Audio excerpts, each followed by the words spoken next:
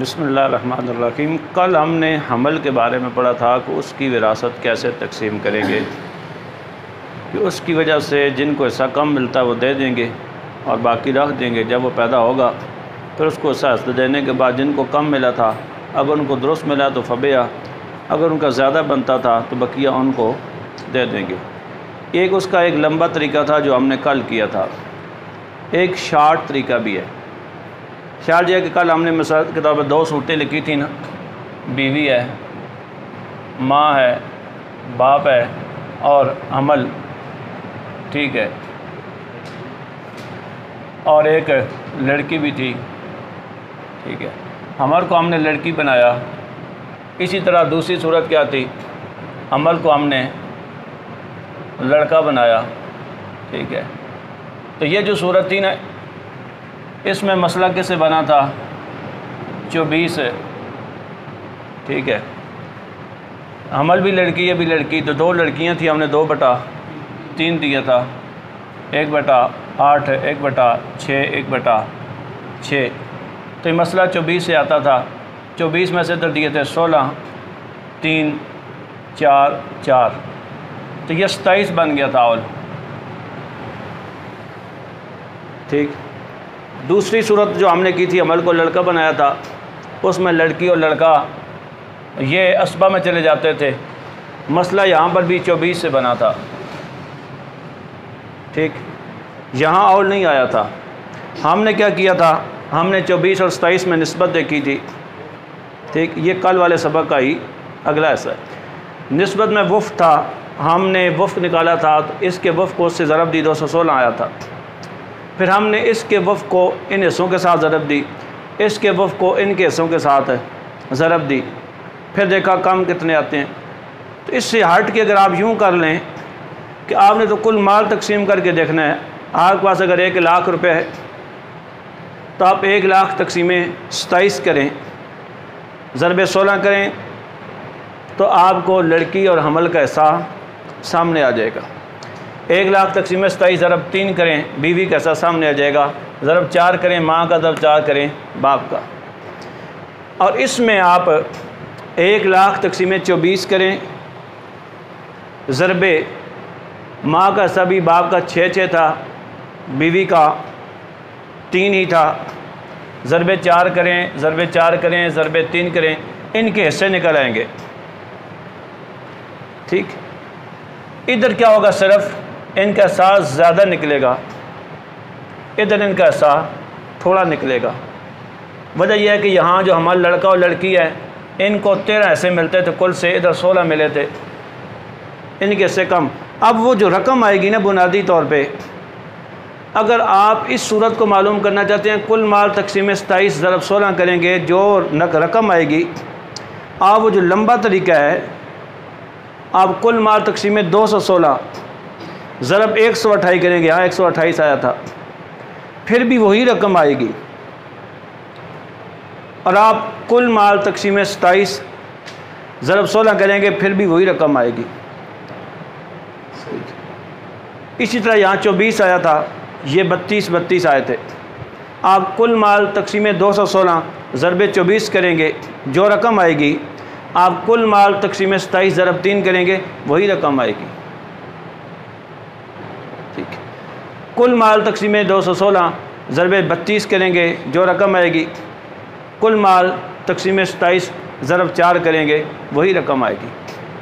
यानी आपको वफ़ निकाल के, दोनों में निस्बत, फिर वफ़ निकाल के, फिर ज़रब दे के, फिर इनके हिस्सों के साथ ज़रब दे के, वो जो लंबा तरीका कल वाला था हमल की विरासत में, उसमें जाए बग़ैर भी आप जो कुल माल है उसकी तकसीम करके देख सकते हैं कि अगर हमल को लड़का माने तो फिर बाकी वारसों को कितना मिलता है, हमल को लड़की माने तो बाकी वारसों को कितना मिलता है। ये आपको रकम से शार्ट तरीके से पता चल जाएगा और जवाब बिल्कुल दुरुस्त आएगा।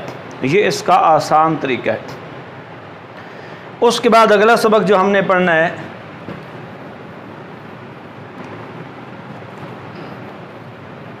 वो आ जाता है खुनसा की विरासत।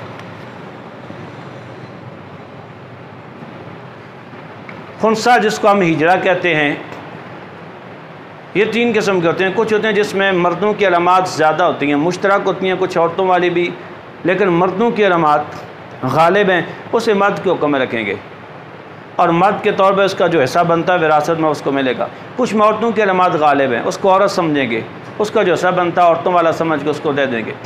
तीसरा होता है जो मुश्किल कहलाता है, खुनसा मुश्किल, जिसका फ़ैसला ना कर सकें, दोनों अलामात इस कदर बराबर हैं कि किसी एक तरफ आप उसको मायल है नहीं कर सकते। अब उसका क्या हुक्म होगा, तो उसको हम यूँ करेंगे कि जैसे हमल की विरासत हमने कभी उसको लड़का बना के कभी लड़की बना के देखा था, इसी खुनसा को बाकी वारसों के साथ रख के एक मरतबा इसको लड़का बना के एक मरतबा इसको लड़की बना के देखेंगे। जिस सूरत में इसको माल कम मिलता है वो कम दे देंगे इसको, अगर लड़का बनने में कम मिलता है वो दे देंगे, लड़की बनने में कम मिलता है खुनसा को वो दे देंगे। अगर एक सूरत में ये मारूम होता है, दूसरी सूरत में इसको मिलता है तो हम इसको मारूम कर देंगे। मिसाल के तौर पर कम वाली एक सूरत आती है बेटा बेटी और खुनसा।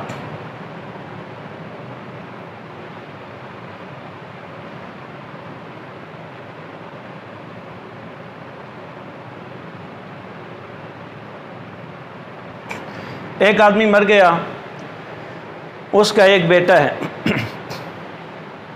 एक बेटी है और एक उसके बच्चों में खुनसा मुश्किल है, उसको हम फ़िलहाल बेटा बना लेते हैं। एक दूसरी सूरत है, यही बात सूरत है बेटा बेटी और खुनसा, हम इसको बेटी समझ लेते हैं। एक सूरत में हमने इसको बेटा समझा, एक सूरत में बेटी। अगर हम इसको बेटा समझें तो मैयत के कुल 2 बेटे और 1 बेटी हो गई। बेटी बेटों के साथ असबा बन जाती है। इस वक्त उसके असाबे फ़रूज़ में कोई वारस नहीं है, सारे असबात हैं। अब इनमें तकसीम क्या होगी, हम कहेंगे इसके 2 बेटे हैं, एक हमने खुनसा को बेटा समझा, एक ये बेटा और 1 बेटी है। 2 बेटे और 1 बेटी हों तो कुल माल के फिर 5 हिस्से करेंगे, 2 हिस्से एक बेटे को, 2 हिस्से दूसरे बेटे को, 1 हिस्सा बेटी को। हम फिर कुल माल के यूँ असल मसला हम 5 बना देंगे, ये असल मसला बन जाएगा।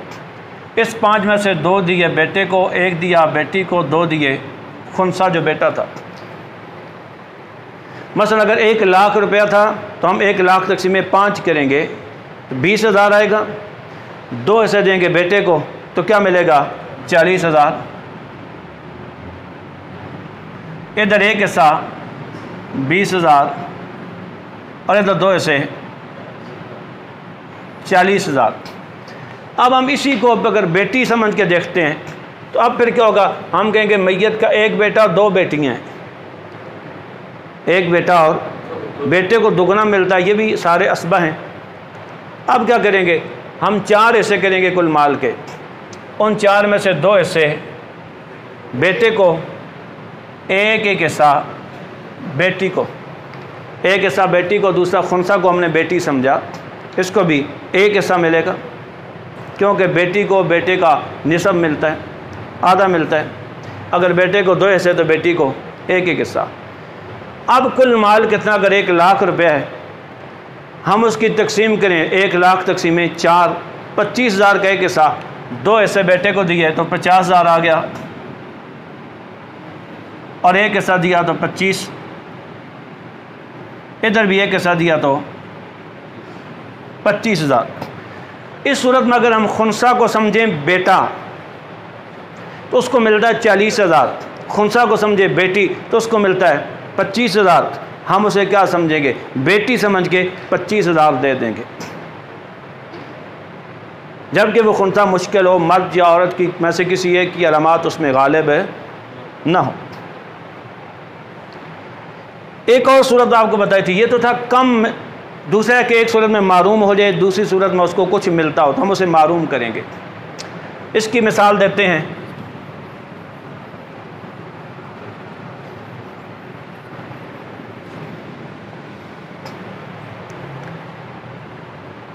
एक आदमी फौत हुआ, उस औरत फौत हुई, उसका खामन भी है और हकीकी बहन भी है और एक खुनसा है जिसे हम अलाती भाई कहें।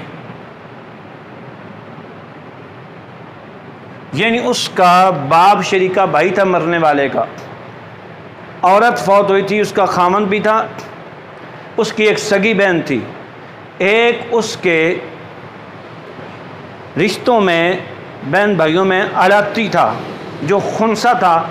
हमने उस खुनसा को भाई समझा, उसका अलाती भाई। एक दूसरी सूरत में हमने उसको बहन समझा। औरत फौत हुई, खामद है, उसकी हकीकी बहन है, और खुनसा है जिसे हमने अलाती है, अलाती रिश्ता, उन्हें सलाती बहन समझा। खामद को हम क्या देंगे? औलाद ना तो खामद को आधा, हकीकी बहन को भी आधा मिलता है अगर एक है तो। हकीकी भाई बहन को हमने आधा दे दिया।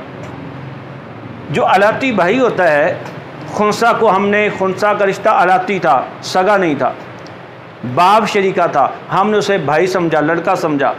तो जो अलाती भाई होता है वो असबा में चला जाता है। ये क्या बनाया हमने? असबा। कुल माल क्या है? 1/2, 1/2, 2 वारस हैं। हम कुल माल के 2 हिस्से करेंगे। असल मसला 2 बनाएंगे। इस 2 में से एक सारा माल तकसीम हो जाएगा। कुल माल अगर लाख रुपया, हम लाख तकसीम में 2 ज़रब 1 करेंगे, 50,000 इधर मिल जाएगा खामन को, 50,000 हकीकी बहन को। असबा के लिए कुछ नहीं बचेगा। तो ये खुनसा जिससे हमने अलाती भाई समझा था, जो रिश्ते में अलाती था लेकिन हम इसे लड़का समझा, तो ये क्या हो जाएगा? महरूम। और यहाँ पे अगर देखें तो खामन को क्या मिलता है? 1/2, बहन को भी 1/2। लेकिन जो अलाती बहन होती है वो हकीकी बहन के होते हुए, अगर एक हकीकी बहन है तो अलाती बहन को छठा मिलता है। जैसे मैयत की एक बेटी हो तो पोती को छठा मिलता है, 2 बेटियाँ हो तो पोती मारूं। ऐसे मैयत की हकीकी बहन है, 2 हैं तो अलाती मारूं। अगर एक हकीकी बहन है तो अलाती बहन को छठा मिलेगा। यहाँ अलाती बहन हमने इसे बनाया तो इसे क्या मिला? छठा। अब हम कुल माल की तकसीम कैसे करेंगे? 1/2 नीचे वालों के साथ आ जाए तो असल मसला 6 से हमने 3 इधर दिया, 3 इधर दिया, 1 इधर दिया, 3 × 3 6 × 1 7। तो हमने कहा इस मसले में अव्वल है। हमने कुल माल तकसीमें 7 ज़रब 3 किया, कुल माल तकसीमें 7 ज़रब 3 किया, कुल माल तकसीमें 7 ज़रब 1 किया।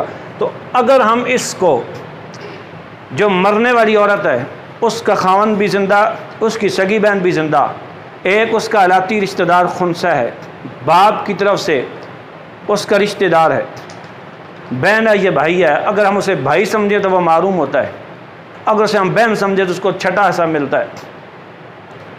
तो अब क्या करेंगे? हम उसे बहन नहीं समझेंगे, उसे भाई समझेंगे और उसको क्या कर दिया जाएगा?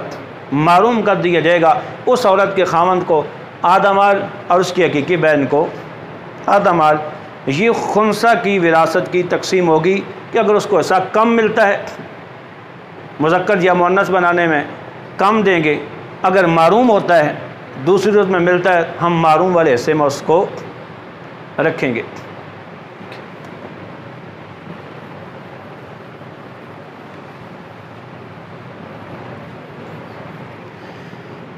उसके बाद अगली चीज़, गुमशुदा आदमी, मफकूद।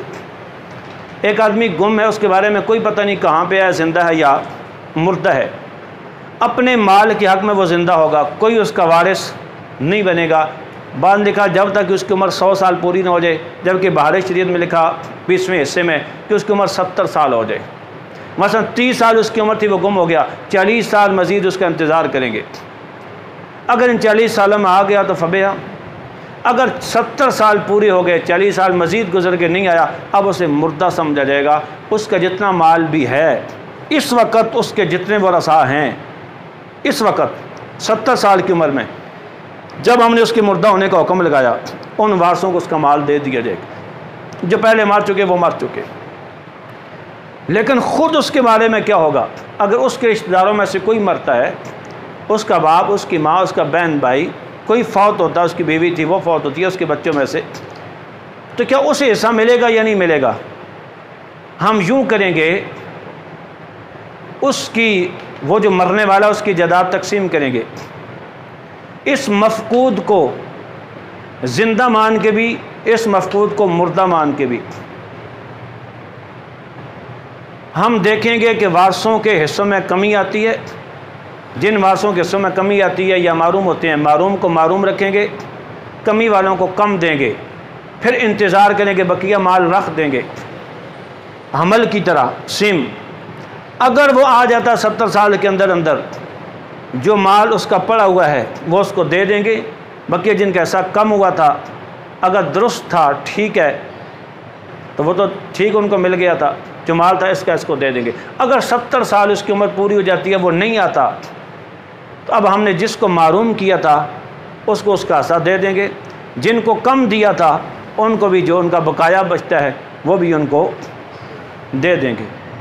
यानी मफकूद का ये मामला होगा, कोई उसका वारिस नहीं बनेगा 70 साल तक, लेकिन उसको ज़िंदा और मुर्दा मान के दोनों सूरतों में हम देखेंगे कि किसका हिस्सा कम होता है। जैसे हमल में हमने इसको लड़का और लड़की मान के देखा था, हिस्सा कम होता है, मारूम होता है, मारूम को मारूम कर देंगे, कम वाले को कम देंगे, बकिया माल रख देंगे। अगर वो आ जाए 70 साल में अपना माल ले ले वारिस बन के, अगर वो ना आया 70 साल उसकी उम्र के पूरे हो गए, अब वो जो माल रखा हुआ था, जिनके हिस्से हमने काटे थे, उनको हम दे देंगे। किसी को मारूम किया था, हालांकि उसको मिलता था, अगर ये मुर्दा होता तो उसको मिलता, तो हम उसको उसका हिस्सा दे देंगे।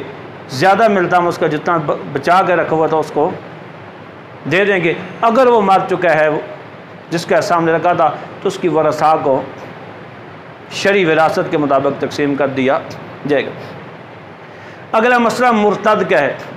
मुर्तद के बारे में बताया था शुरू में, पहले दर्स में, कि न मुर्तद किसी का वारिस बनता है, न कोई मुसलमान मुर्तद का वारिस। लेकिन मुर्तद ने इर्तिदाद से पहले मुसलमान होकर जो कमाया था, अब वो मुर्तद होकर मरा, तो उसकी इस्लाम की कमाई मुसलमान वारसों को मिलेगी,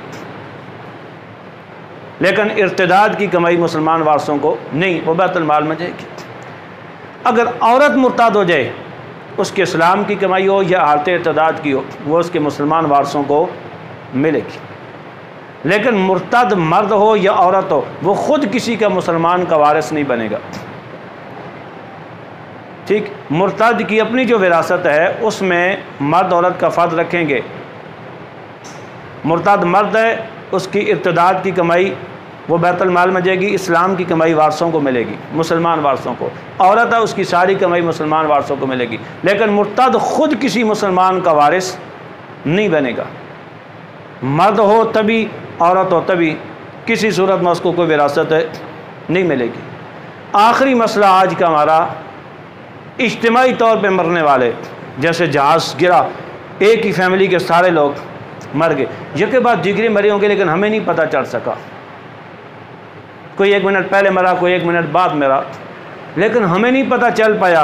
एक गाड़ी गिरी, एक्सीडेंट हुआ, कहीं घर जला, 100 मामलात इस तरह के होते हैं कि आसाती तौर पे बैक वक़्त बहुत से लोग मर जाते हैं। अगर तो हमें पता चल जाए कि ये पहले मरा, ये उसके बाद मरा, फिर तो जो बाद में मरने वाला है उसको पहले की विरासत मिलेगी, उसको हिस्सा निकाल देंगे। फिर इसकी अपनी विरासत जब तकसीम करेंगे तो उसमें वो हिस्सा डाल दिया जाएगा। लेकिन अगर हमें पता न चल सके कि ये बाप भी था, माँ भी थी, औलाद भी थी, ये पूरी फैमिली थी, इनमें से पहले कौन मरा, बाद में कौन मरा, तो फिर आपस में किसी के वारिस भी नहीं होंगे। अब इनमें से हर एक की अलग अलग विरासत तकसीम होगी। जो उनके वरसा पीछे हैं, उनमें जो जिंदा हैं उनको देखेंगे कि मरने वालों के साथ, किस मरने वाले के साथ क्या रिश्ता है। ठीक, एक फैमिली है, उसमें मर्द था, औरत थी, उनके 3 बच्चे थे, 2 बच्चे थे, 2 बच्चियाँ थीं, वो सब फौत हो गए।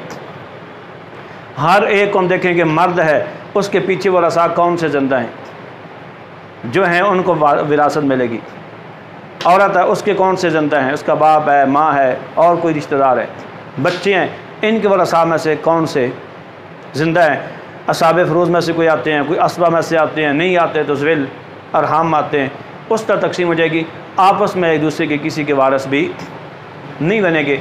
और आखिरी चीज़ हमने जो दूसरे दर्स में बयान किया था दादे के बारे में, उसमें एक गलती की थी कि ये कहते हुए कि दादा बाप की जगह होता है, और बाप के बारे में असल ये था कि जब औलाद में से बेटा होगा तो दादे का बाप को सिर्फ 1/6 मिलेगा बस।